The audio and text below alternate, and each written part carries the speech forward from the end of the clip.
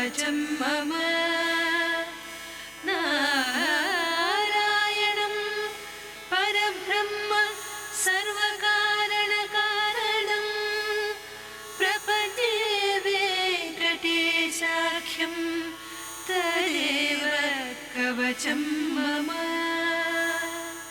सहस्रशीर्षा पुरुषो वेङ्कटेशः शिरोवतो प्राणेशः प्राणनिलयः प्राणं रक्षतु मे हरिः सहस्रशीर्षा पुरुषो वेङ्कटेशः शिरोवतो प्राणेशः प्राणनिलयः प्राणं रक्षतु मे हरिः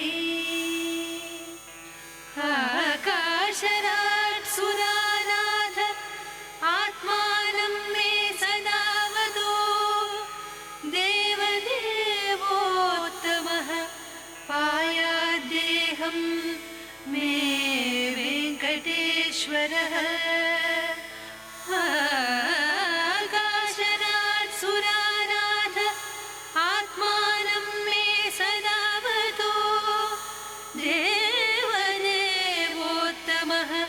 पायाद्देहं मे वेङ्कटेश्वरः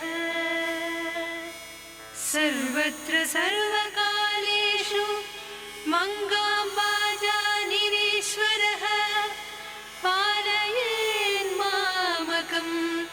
कर्मसाफल्यं नः प्रयच्छतु सर्वत्र सर्वकालेषु मङ्गाम्बाजानिरीश्वरः पालयेन्मामकं कर्मसाफल्यं नः प्रयच्छतु ययेतद्वज्रकवचमभेद्यं वेङ्कटेशितुः सायं प्रातः पठेन्नित्यं मृत्युं तरति निर्भयः इति मार्कण्डेयकृत वेङ्कटेश्वर वज्रकवचं सम्पूर्णम्। నువ్వు ఇంకేమన్నా చెప్పాలా? ఇంకేమన్నా అబద్ధం చెప్పాలనుకుంటే చెప్పేయి. నేను చూడాలనుకుంటున్నాను నన్ను మోసం చేయడానికి నువ్వు ఎంత నీచానికి దిగజారగలవు అని. ఎందుకు ఆలియా, ఎందుకు నువ్వు ఇలా చేసావు? నీకు తెలుసు కదా నానమ్మ తర్వాత నీ ఒక్కదానిని కదా నేను పూర్తిగా నమ్మేది. ఏమన్నావు నువ్వు? ఈ మధ్య అన్నిటినీ మర్చిపోతున్నావా? అది చాలు.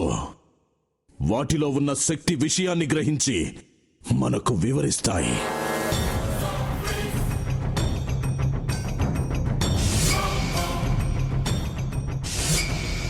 ఎవరు ఆ దండ విప్పొద్దు, గది తలుపులు తెరవద్దు.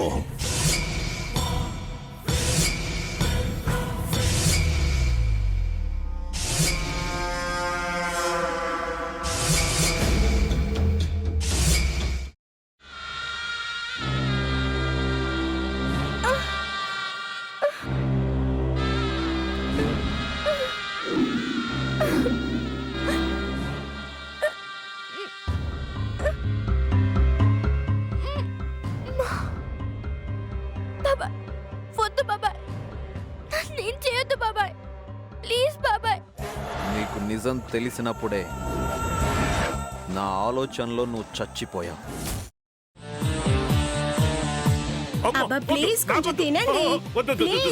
భీమారావు గారు, మీరా? ఇగో మీరా కాదు సక్కుబాయ్. అవును, మీ పనామే లేచిపోయిందని చెప్పి కంప్లైంట్ ఇచ్చినావు కదా. రేయ్, ఆయన కంప్లైంట్ ఇచ్చింది లేచిపోయిందని కాదు, కనిపించడం లేదు అని. అట్లానా? సరే మేడం. ఇడియట్. ఆ వంట మనిషి పేరేంటన్నారు? రత్తాలు మేడం. ఏం పెద్ద మంచి, నీ వంట మంచిని కూడా మేడం అని పిలుస్తావా? రేయ్ హాఫ్ బ్రెయిన్,